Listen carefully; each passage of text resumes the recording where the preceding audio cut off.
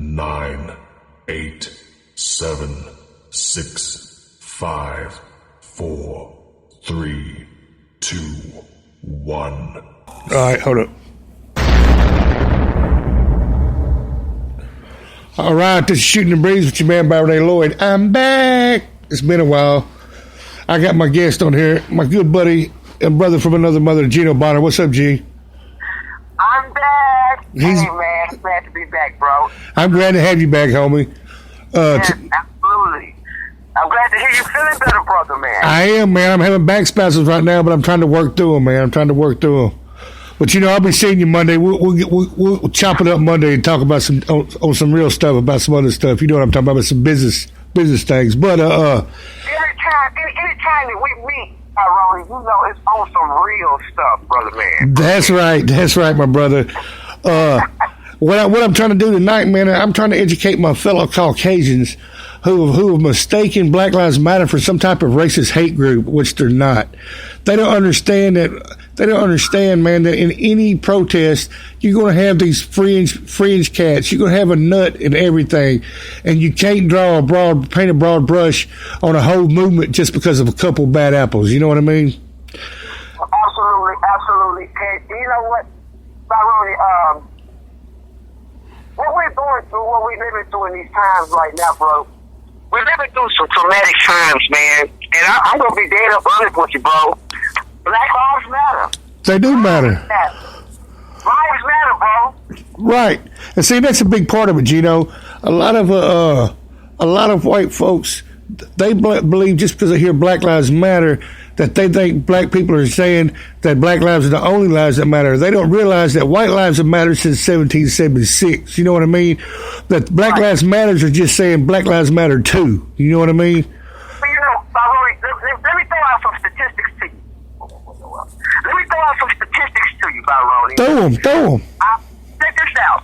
Last year in 2015, there were 102 black men unarmed killed in America. Right. Like a police now, Byron. Right. 102 in the year of 2015. Now, that's a lot. Now, I say, well, wow, man. I wonder how many men got killed by the police, regardless of color. And you know what came out? I came out with a statistic of 1,000. That's insane. And 67, I believe. Check the statistics on that. I might be a little off on that last one, right. But it's really, I've had a couple of drinks for the night, you know what I'm saying? It's all gravy. Absolutely. So, but the point that I'm getting at, Byron, is that the police are killing people. Period. They've kicked it up in my community, the communities in which I live in, so happily. But they're killing men everywhere. Right. They kill. Now, how come 1,000 and something men, unarmed men, is killed by a government official or a state official? You understand what I'm saying? And how many of them cats got prosecuted? How many cops was prosecuted? And you know what, Byron? Now, I did not look that statistic up. I did not look that one up. I bet it's close to zero. No, I did not look the one up when it referred to all men. Right. But I did see the statistic of how many police officers who killed unarmed black men, 102 of them. You know how many got prosecuted? Zero. One. Damn. 102 cases, bro.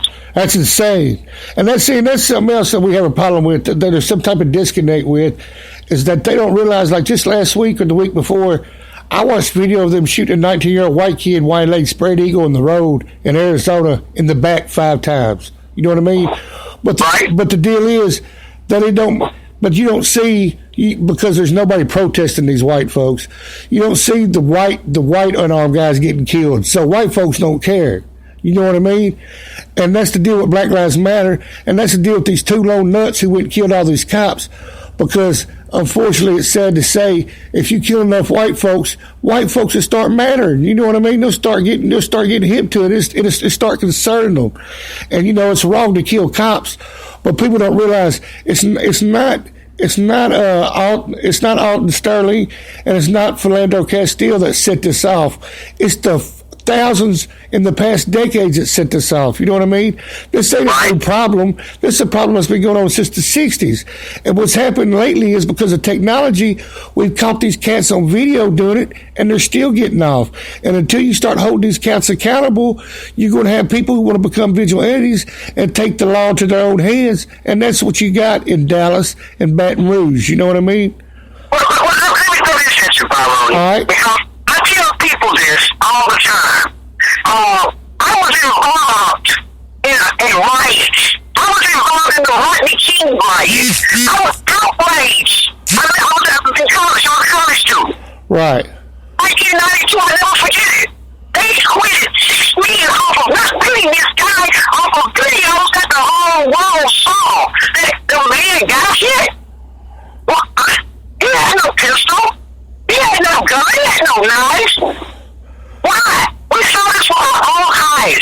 All the people that were around me, all the people that looked like me, all the people that did not look like me, Tyrone. Right. You know what I mean? I now, see you.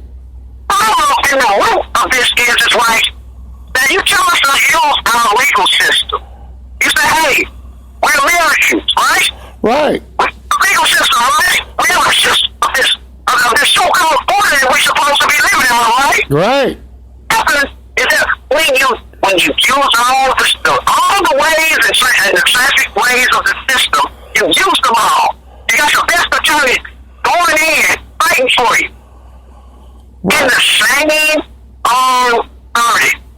The same old verdict. You see the same stat, like police chiefs or city police chiefs, you know what I'm saying, on TV, giving us newspaper, giving us explanations.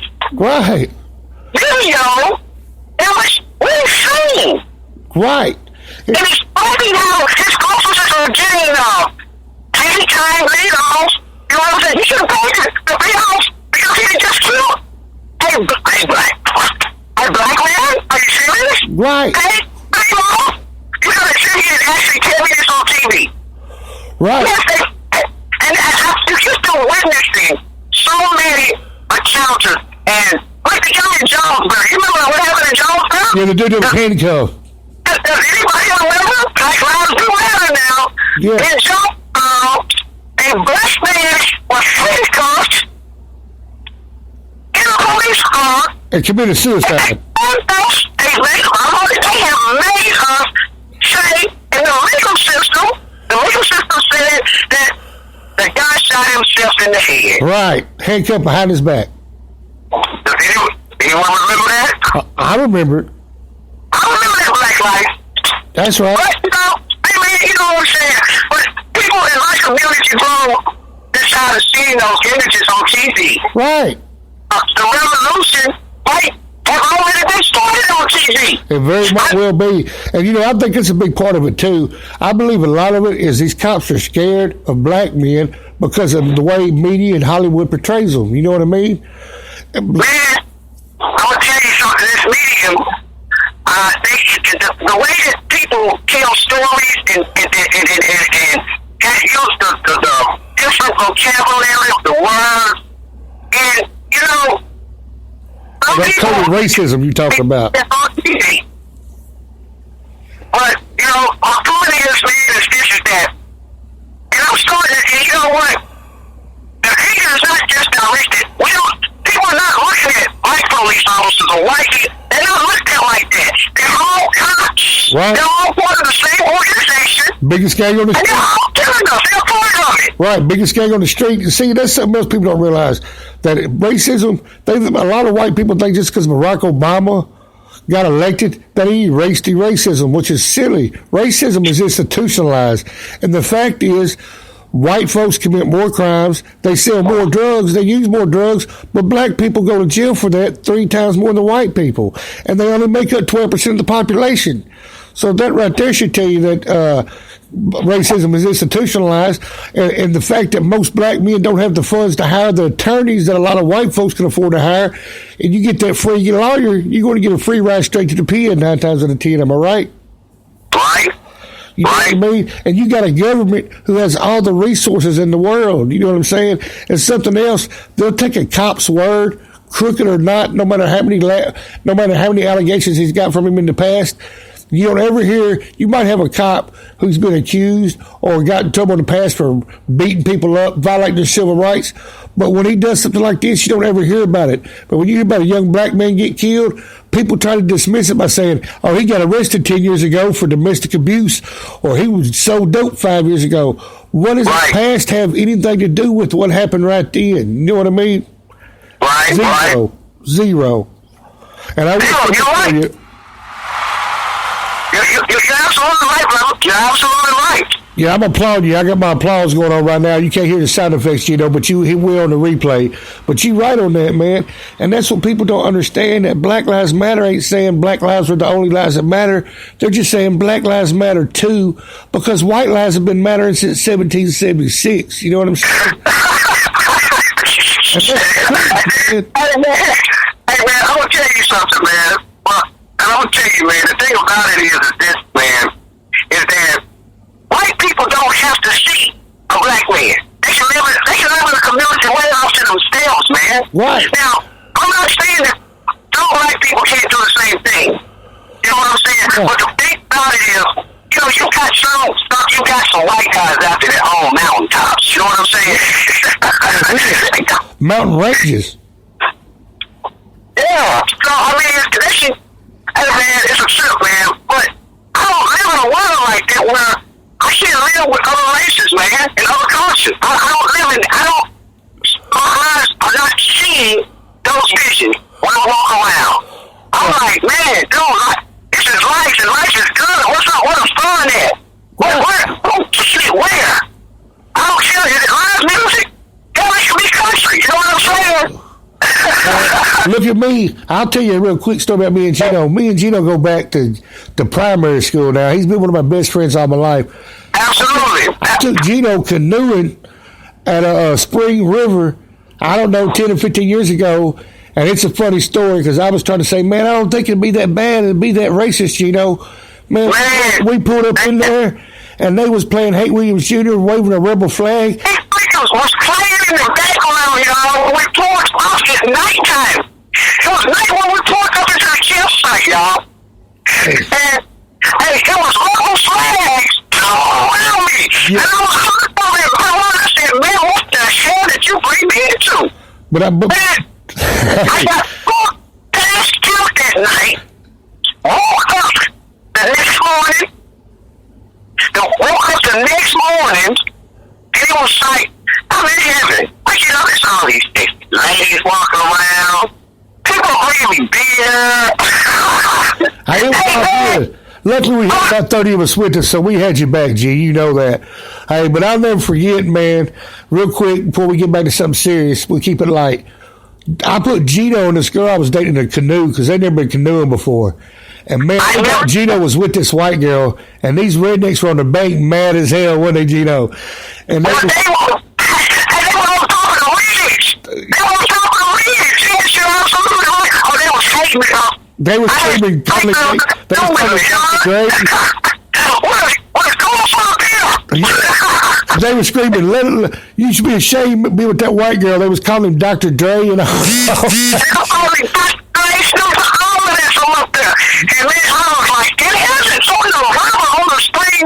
Right. And Gino canoes to this day, man. I put him on. He likes canoeing. Am I right? I love canoeing. Hey, by the way, man, I said I was headed down to the House of Art, man. I was telling you about it, the art gallery, in which we do a lot of poetry shows and stuff around here. And I got to get that out, man, to my baby. Don't call me. My entertainment, you know what I'm saying? But, yes, Black Lives Matter. Okay.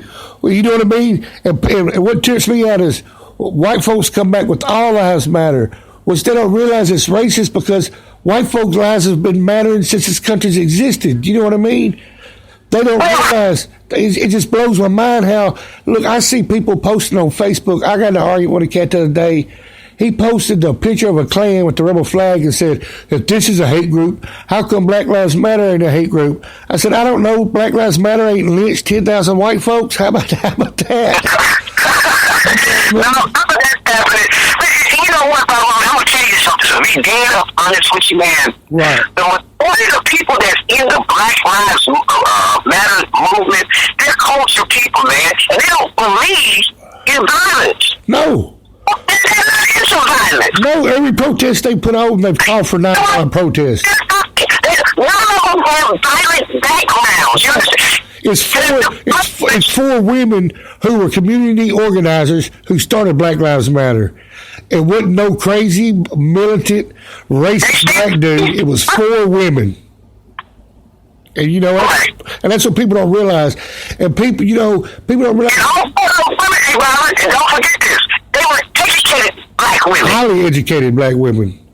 Who were trying to make a difference after Trayvon Martin. That was their whole purpose. Right. That was the whole purpose behind it. And things have been taken so far out of whack. Right. You know, it's like, it's crazy, man. You know, it's like, I'm walking down to this park gallery right now. I'm about to go in, man. And it's those same type of minds are in the places in which, you know what I'm saying? Ain't no violence down here. No one is sagging. There are no, you know, it isn't downtown, no blow up on here. Right. But it's a meeting of the minds. You understand what I'm saying? That's what the Black Lives Matter and people of those type, that's what they're searching for. In peace. Right. Go out and living it. Right, and that's all they're trying to do is find common ground to where you can reach some kind of compromise to stop this unwanted and this wanton killing of young black men, unarmed black men. You know what I mean? And people think, like I said, Alton Sterling or Philando Castile's the one that set this off. They were just the straws that broke the camel's back. And if you keep killing people of one race or one gender and you back them into a corner, eventually when you back somebody far enough into a corner, all they can do is fight back. And you're going to have these outliers, these lone nuts come out like you did in Dallas and like you did in Baton Rouge, and they're going to start killing cops. And violence begets violence. And when they do that, cops are just going to start killing more black folks, and it's going to go tit for tat back and forth, and it could spark off some type of civil or race war like we were talking about. You know what I mean? You're absolutely right. And you know what happens, man? What tends to happen, man, is this. Is that one side, everybody's got guns in our society, bro. Way too many, you right. And it's, you know, you have black people thinking that they got a bunch of guns. Hell, we know white people got a lot of guns. You know? But you know, there's so many guns and weapons out here in 2016. They should stop making them tomorrow, and there will be enough guns to go another 100 years in this country. Easy. But look here, let me give you a stat real quick. I didn't mean to interrupt you. Look, in 1996, people want to talk about gun control don't work. In 1996, Australia had a mass shooting. They passed common sense gun control laws. Guess how many mass shootings they've had since 1996? 0. So gun control laws do work. Look at the rest of the westernized countries. Your Great Britain, your Germany, your Canada. They get 200 or 300 tops gun murders a year. United States, we get 33,000. You know what I mean? And that's what people don't understand. That it's too easy for people to get their hands on high-powered, high-capacity magazine weapons you don't need. You don't need no AR-15 with a 100-round clip. If you can't hit shit with the 10 bullets, you don't need a gun to begin with. You know what I mean? And I hear people making this argument, well, you could use a knife. Well, I can't remember the last time I heard somebody with a knife kill 50 people. You know what I'm saying? I only got to kill 2. Hell, if it had been a third person there, they would probably took off running. You know what I'm saying? Right. But like I said, I know you go in that art gallery. What you doing? You gonna do some spoken word poetry? Yeah, we're doing a lot of spoken word poetry down here tonight, and it looks like it's a nice little crowd down here, man. And you know those lines that I was talking about? They down here in the art. It's down here, man. It's all over. Right here on the Gentry. And you know what? What's that? It's I see some white cases in here too. You know what I'm saying? Right. I see so the House of Art is 108 East 4th Street for any of my listeners out there that wants to come down and, hey, please, don't come on, man. Everybody's welcome. All race, creeds, genders, and sexual orientation. Right. You know, man, I'm going to tell you something. There are white people marching with Martin Luther King also. That's right. Bernie Sanders is in on it. And we had to have white people to help us with. What? To help in the, what was that, what's the Underground Railroad? Right. There was white folks in on that. Yeah, I mean, come on, man. You know, look at John Brown. Remember that abolitionist? He started a war with the federal government over slavery, remember? And they killed him and all his folks.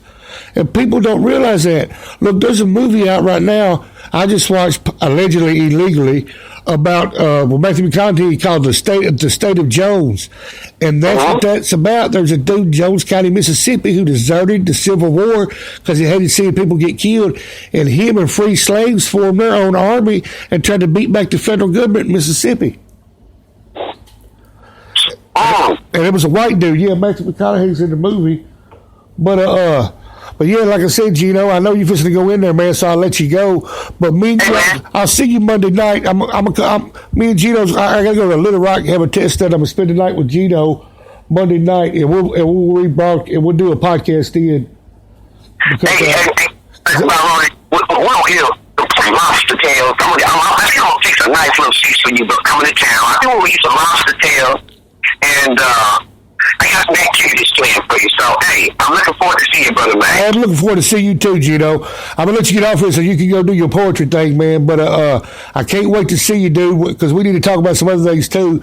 But it's been on too long, man. I love you, dude. Love you too, man. I love you Later, brother. My mama just chimed in on the podcast. She said she loved you too, G. All right, bet. All right, man. I'll see you Monday, dog. See you Monday. Later. But anyway, folks, that's what I'm saying here. Is that people are misconstruing Black Lives Matter and trying to turn it to a racist or hate group. They're not saying Black lives are the only lives matter. They're saying Black Lives Matter too. Because white lives have been mattering since 1776 when we founded this country. They're just trying to say they're tired of seeing black men getting killed unarmed by police and nobody's held accountable. Now, don't get me wrong. Most police are good guys. You know what I mean? And I believe a lot of it has to come from lack of training, because it used to be using your gun was a last resort. Now it seems to be the first resort. There needs to be new training protocols out there to help you de-escalate the situation, to where you use a taser or stun gun or pepper spray before you go to your pistol right at the gate. You know what I mean? And that's all I'm saying. And we need to come together as a country, and they're trying to divide us. And Donald Trump and Fox News is the heart of this, man. And I'm just telling you about Mike Pence. And just look at the RNC. Just look at the RNC. What the RNC did to the Republican convention. They were struggling to find traditional Republican politicians because they don't want no part of what Donald Trump and his bigoted, racist propaganda and agenda is all about. And that's why you got idiots like Scott Baio. Why is Charles in charge up there at the National Convention? You know what I mean? It's just silly. And there's a bunch of silly things. I'll tell you what upset me.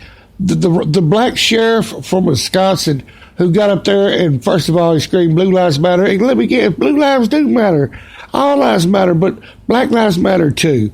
And let me tell you, he got up there and he screamed, they just acquitted the last cop who was charged with the death of Freddie Gray, the black man who had his spine severed in the back of a paddy wagon in Baltimore. And the crowd cheered. This has been the most hateful, bigoted, dark Republican National Convention I've ever seen. They cheered. There were chants of hang the witch, talking about Hillary.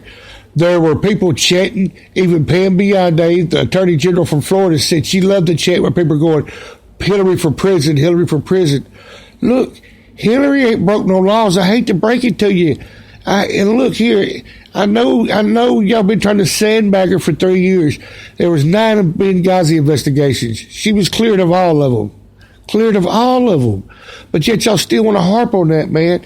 But me and Gino are going to talk more about Black Lives Matter because he is my African American expert, and we'll get back to that on Monday because I'm gonna do a podcast Monday live from Little Rock. But because I gotta go have a test done on my back, a dye test, and I'm a stepper with Gino because Gino's my brother, man. I love that dude. You know what I'm saying? But I just want to get back to the big news right now is that, which was probably the most obvious pick, that Tim Kaine is now the running mate for vice president. And Tim Kaine, let me tell you a little something about Tim Kaine. Let me give you a little history. I know a lot of people don't know who Tim Kaine is. A lot of you people who are not really hip into politics and who don't really zero into it till it's election time.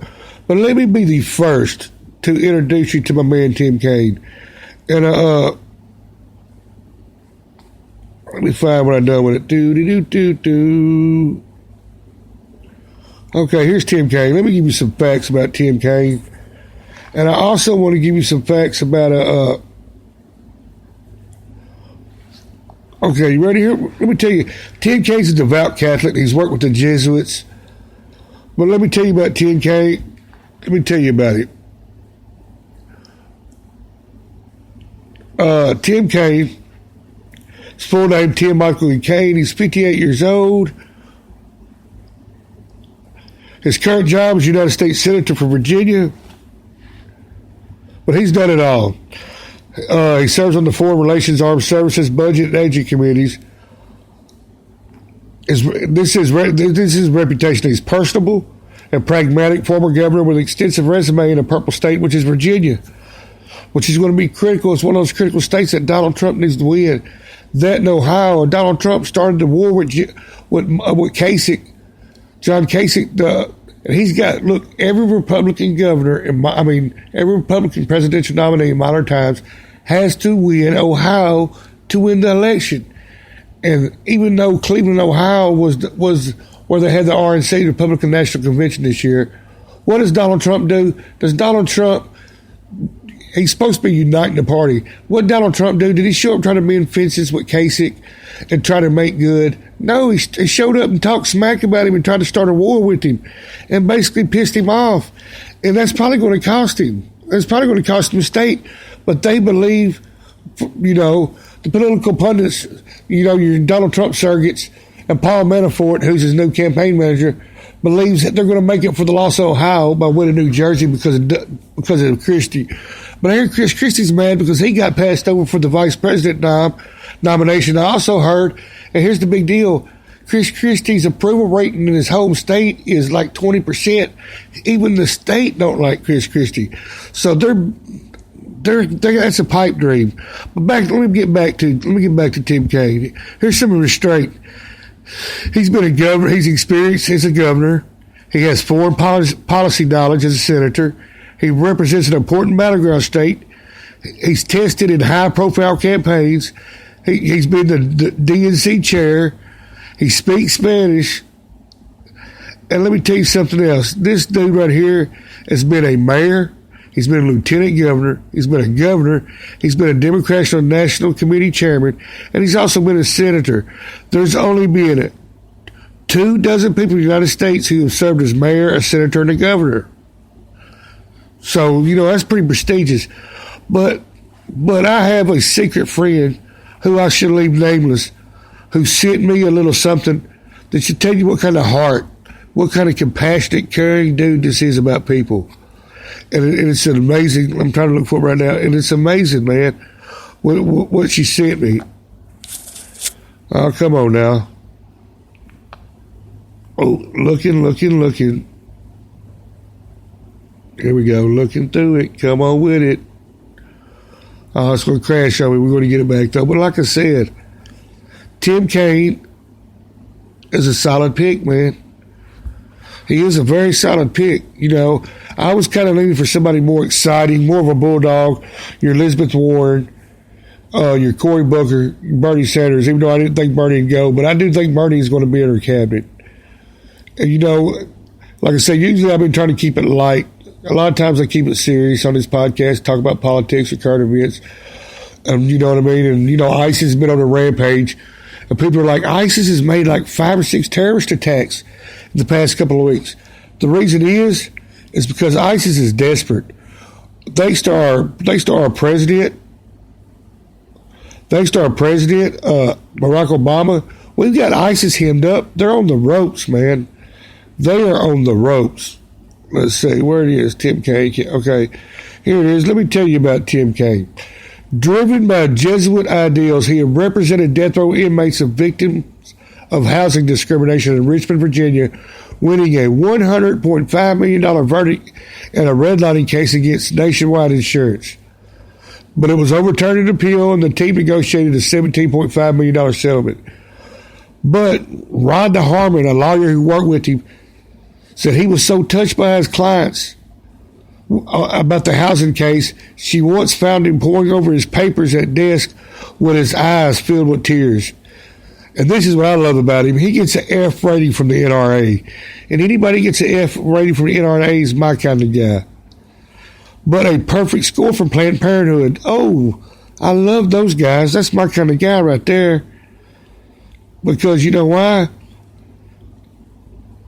He says, despite his personal opposition to abortion, which he says is a matter of his Roman Catholic faith, he believes that a woman has a right to choose. And she does have a right to choose. Men should never, or government should never be able to legislate what women can do with their body. You know what I mean? Because it's always men. You know what I mean? You don't ever hear men legislating against their own bodies, because this is what I always tell men who are all pro-life, because I'm not pro-abortion, but I'm pro-life because it's not my body and it's not my business. I don't want nobody to tell me what to do with my body. I'm not going to tell you what to do with yours. But this is what I'm going to tell you. If you're a man and you're hardcore pro-life, you know what prevents abortions? A vasectomy. So if you're that pro-life, do yourself a favor and prevent abortion by go getting a vasectomy. But I bet you they don't. You know what I mean? And that's what women are tired of. There's no equality. Women make 83 cents on a dollar to a man. That has to stop. And look, was Hillary my first choice? No. But is she qualified? Yes. She's eons more qualified than Donald Trump.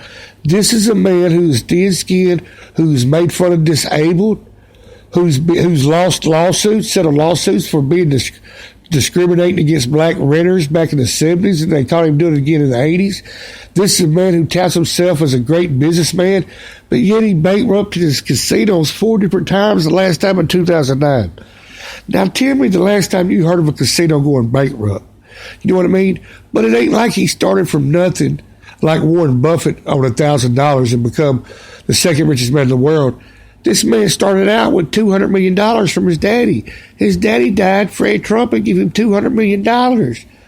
And even though he says he's worth 8 or 9, Forbes and a lot of these magazines say it's closer to 1 or 2 billion is what he's got. Just like a couple weeks ago, he said he raised $51 million last month. Well, guess what? Trump oversells everything. He only raised $30 million. Trump last night in his acceptance speech, it was fact-checked why he gave it. He told 21 known, complete, not exaggerations, complete fabrications, complete lies, man. And you know what I mean? And I will say this about Tim Kaine. He's not a sexy pick, but he's a smart pick. He'll give good advice.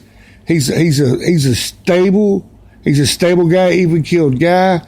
And he's a very wise guy, and he has foreign and domestic policy experience, and he's governed on every level, from mayor to lieutenant governor to the U.S. Senate. You know what I mean? And how much political experience Donald Trump has? 0. And how anybody can think 0 political experience makes you qualified to be the highest-ranking politician in this country? I'm sorry, but you're ignorant. You're ignorant. You cannot run the government by like a business, because business is decided on money and the bottom line.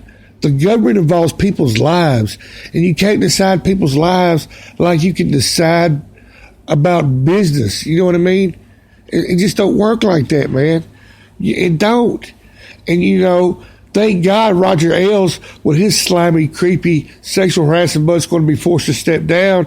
And now the Murdoch boys are going to take over Fox and make it go more moderate. Because let me tell you something, folks. I believe Fox News is the reason this country is the most divided it's been since the 60s. Because you can watch any news channel, and I'm not talking about liberal MSNBC.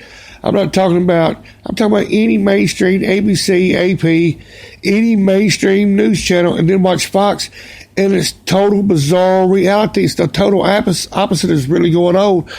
They have made their ratings just like Donald Trump did. He played on the same Nixon strategy last night at the convention by scaring people. That's all you heard these cats talk about all week, about how we're under threat, that ISIS is coming. Well, ISIS ain't made it here. The only two people who made it here weren't even connected to ISIS. They just claimed allegiance to ISIS. ISIS didn't give them credit. That shooter in Orlando, come to find out, that wasn't even a Muslim terrorist act.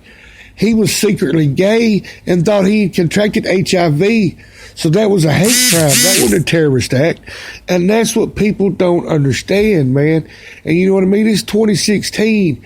We have to if we're going to progress in this country, we have to get past color, because this is how politics used to work before we had such an obstructionist Congress. You know what I mean? I believe one thing, you believe another thing. We don't agree. Nobody's going to agree on everything. And you compromise. You know what I mean? So, and everybody gets a little of something they want, and you meet in the middle, and you find common ground. Because at the end of the day, people, we're all Americans. You know what I mean? We're all Americans. And we should put that above being Democrat, liberal, independent, Green Party, or anything. We're all Americans. And most of us, in fact, probably all of us, want to make this country as great as it possibly can be. And don't get me wrong, regardless of what Donald Trump says, this is still the greatest country on the planet. Make America great again. America is great now. And if you get the real facts, man, compared to the obstructionism from Congress, Obama has done a fantastic job. You know what I mean? He's cut the deficit, and he's got the lowest deficit increases in history. He lowered unemployment from 10% to 5%. He lowered everybody's taxes who make $250,000 or less. And these are facts. He killed bin Laden without losing one American soldier's life. He killed al-Zakari, the founder and leader of ISIS, without causing one American death or starting one war. He killed the second in command of Al-Qaeda now 17 times. He just killed the war minister of ISIS 2 weeks ago. 2 weeks ago, once again, without losing one American life. Our government, Israel, invented this computer virus called Stuxnet. They released that virus this is what people don't understand about the Iranian nuclear deal that they're freaking out on. They released that virus. It got into the Iranian nuclear facility. It only works on these little motors and computers that control centrifuges. And you have to have, for the people don't know, real quick thing, you got to have centrifuges to enrich plutonium to nuclear capabilities, right? And a centrifuge is basically something that spins real fast. It spins real fast, and what it does is it enriches, because of the static and magnetic field it creates, it enriches uranium. But this virus made these centrifuges spin so fast or so slow that it physically destroyed the centrifuges. So when Obama went and made that deal with them, they had to make the deal because their centrifuges was destroyed. He set their nuclear capability back 5 years just by doing that alone. And Israel was with us on this. And when you hear these people talk about the RNC, we give them $150 million of taxpayers' money. That was not taxpayers' money. That was money that we had frozen, that they owned. It was their money that we just give back to them. And they signed an agreement that they're not going to try to even create any type of nuclear device for the next 15 years. You know what I mean? And this is the problem with these war hawks from the Republican Party. What happened to diplomacy? Diplomacy used to work. Kennedy made it work for him. Look at Nixon. Nixon, who was a Republican. Nixon was a what they call hawkish. You know, he continued the Vietnam War, but what did Nixon do? Nixon went to China and used diplomacy to break down the wall of China. Nixon went to Russia, and you know what I mean? And used diplomacy. See, it's kind of like, it's a weird comparison, but it used to be diplomacy was our first resort. But now, our first resort is war and violence and attacking countries. You know what I mean? Well, we should try diplomacy first. You know what I mean? Diplomacy works. It's always worked. People are more willing to cut a deal than lose the lives of their citizens or civilians. There's been at least 200,000 innocent Iraqi civilians killed since the Iraq war that was started on a lie. Can you imagine if somebody attacked us over a lie and killed 200,000 women and children, innocent civilians in the United States? You don't think we would want to blow up another country? You don't think we would go jihadi or suicidal bombers on them? That's the whole point. We go over there, and every terrorist we kill, we create 10 more. You know what I mean? So that's what you got to understand. It's an all or nothing game. It's a total sum game. If you're either going to have to wipe them all out, and let me tell you, there's 1.6 billion Muslims in the world. So you have to go kill 1.6 million Muslims, or you got to leave them alone, man. And that's what we should do. I think we should pull back and focus more on our country, our infrastructure, our educational system. You know what I mean? And I think our bad allies, who are bad actors, Saudi Arabia is supposed to be one of our biggest allies. Guess what? 14 of the 19 attackers on 9/11 were Saudi Arabian. Bin Laden was Saudi Arabian. Saudi Arabia bankrolls more terrorists and ISIS and more terrorist groups than anybody, but yet we're still our allies. They're horrible allies. They should go. Israel's not that great of an ally. I hate to break it to you. These right-wingers back Israel because they think they're the chosen people. But if you read the Bible, New Testament, and I'm not even a religious guy, but I know my Bible well. In the New Testament, it's the New Testament covenant of Jesus. He said everybody's included. He basically says Jews are not the chosen people because Jesus said what? Jesus said the only way for eternal salvation and eternal life is through Him. That He is the light and the path to eternal salvation. So if you don't take Him as your Lord and Savior, you're not making it to heaven. Well, guess what? Jews don't believe in Jesus as the Son of God. So if you take Jesus on His word, then guess what? 70% of Jews ain't going because 76% of Jews don't believe that Jesus was the Son of God. Just like He said, rich people are not getting into heaven. He said it's easier to pass a camel through the eye of a needle, which we know is impossible. So He's basically saying it's possible for rich people to go to heaven. So we got to get our priorities right, man. You know what I mean? And I'm down to 1:41, and like I said, this is a 45-minute segment, and I just want to give a quick shout out. And me and Gino will probably do an hour and a half Monday, but I just want to give a quick shout out and say that I have a new company. It's called Delta Digital Marketing. We do digital marketing. What we do is we handle all your social media and your online presence. We'll build, design your website, or we'll take your current website and we'll blow that thing up, man. We'll make it burn up on Google. And what we'll also do is we'll create your social media accounts, your Instagram, your Twitter, your Facebook, and we'll manage those accounts. And we will show you how to generate mucho business for a little bit of nothing, for way less than you'd pay for traditional advertising through the antiquated means like radio, newspaper. That's out, man. And nobody under the age of 50 years old listens to local radio or reads the newspaper anymore. So that's what I'm saying. So if you own a business and you want to blow up and save a fortune on advertising, you need to get a hold of me and my company, Delta Digital Marketing, 870-662-1157. And I want to give a shout out to our newest client, which is A1 Roadside Repair, 870-270-1313. 1333. So I'm going to get off here. This is Shooting the Breeze with your man, Byron A. Lloyd. I am him, he is I, and I'm out of here. Two to the sky. Late.